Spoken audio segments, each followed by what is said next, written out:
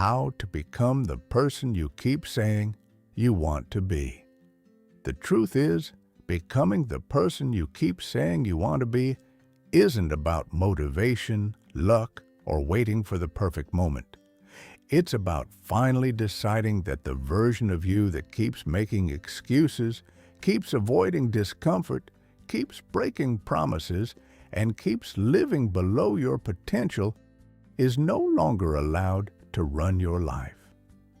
And the harsh reality is this: the person you want to be already exists inside you, but you keep choosing the person you've always been. Today, I want to show you exactly how to bridge that gap, how to stop talking about the life you want and start becoming the person who actually lives it. Because the moment you shift your identity, your habits, your environment, and your standards, everything in your life begins to change. The first step to becoming the person you want to be is accepting that your current identity is holding you back. You can't build a new life with an old mindset. You can't become disciplined if you still see yourself as someone who quits. You can't become confident if you still talk to yourself like someone who isn't enough. You can't become successful if you still believe you're meant to struggle.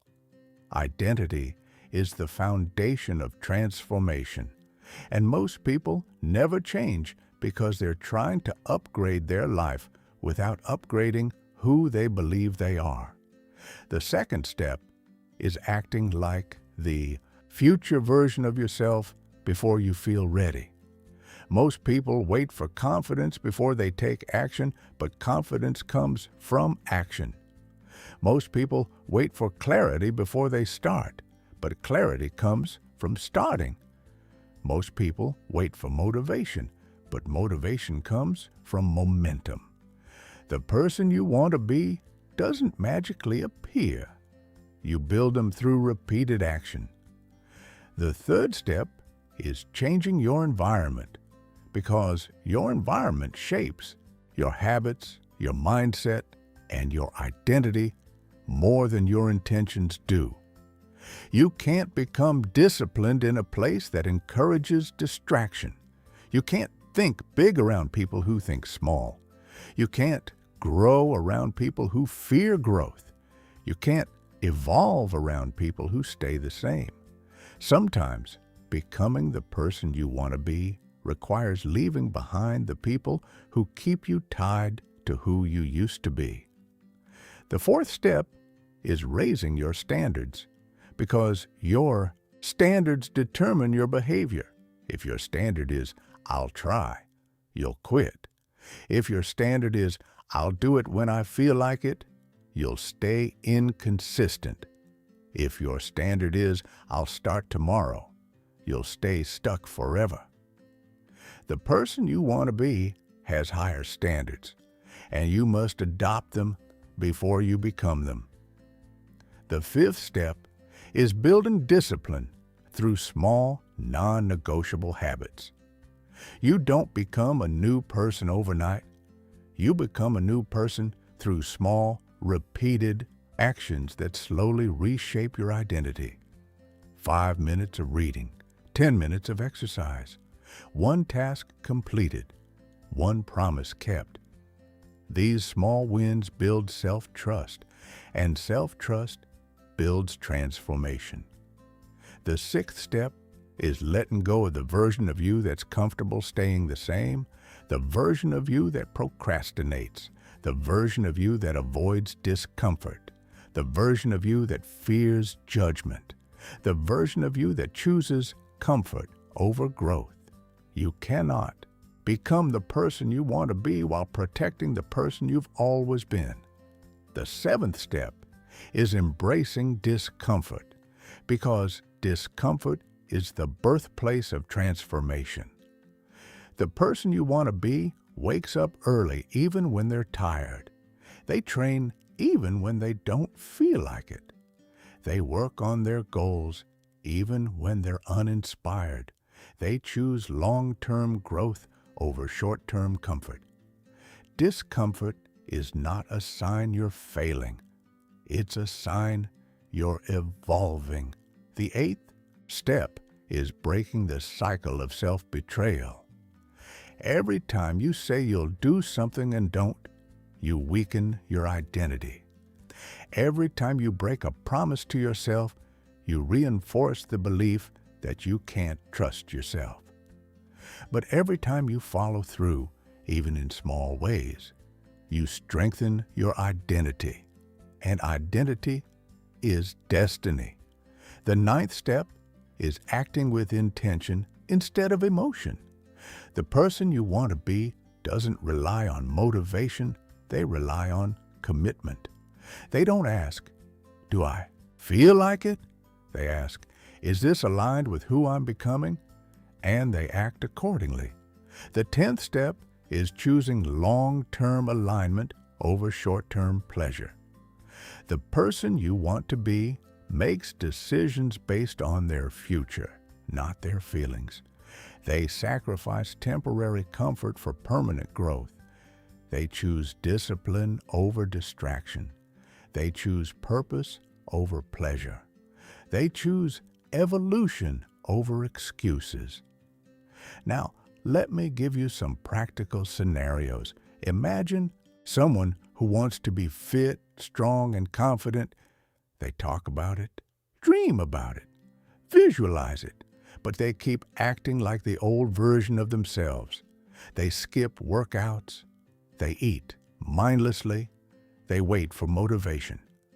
Meanwhile, someone else decides, "I am becoming the type of person who trains daily," and they show up even when they don't feel like it. After a year, one person is stuck and the other is transformed. Or imagine someone who wants to start a business.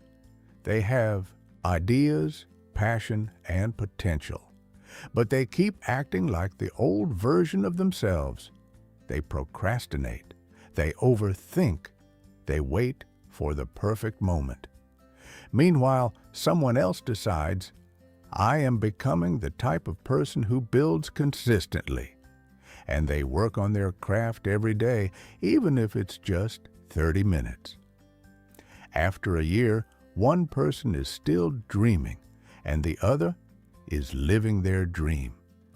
Or imagine someone who wants to be confident. They talk about confidence, watch videos about confidence, read about confidence, but they keep acting like the old version of themselves. They avoid challenges. They fear judgment. They shrink themselves. Meanwhile, someone else decides, "I am becoming the type of person who speaks up, shows up, and stands tall." And they practice confidence daily. After a year, one person is still insecure and the other is unrecognizable. Now let me tell you a story. There was a woman named Elise who spent years saying she wanted to change her life. She wanted to be healthier, more disciplined, more confident, more successful. But she kept acting like the old version of herself. She kept waiting for motivation. She kept avoiding discomfort. She kept breaking promises to herself. One day, she heard someone say, "You don't become the person you want to be. You start acting like them until you are them." That line hit her. She realized she didn't need a new opportunity. She needed a new identity. So she made a decision. For the next 30 days, she would act like the person she wanted to become. She woke up early, she exercised, she learned a skill, she worked on her goals, she stopped negotiating with her excuses, she raised her standards, she changed her environment, she embraced discomfort, and slowly, everything changed. After 30 days, she felt different. After 60 days, she acted different. After 90 days, she became different. After a year, she had a new career, a stronger body, a sharper mind, and a life she once thought was impossible, not because she was lucky, but because she became the person she kept saying she wanted to be. So here's your actionable takeaway. Choose one behavior your future self would do, and do it today. Not tomorrow. Today. One action, one shift, one decision. Because the moment you start acting like the person you want to be, you start becoming them. And here's your closing wisdom. The gap between who you are and who you want to be is closed by the actions you take today. Follow for more daily wisdom and keep building your success blueprint, one intentional step at a time.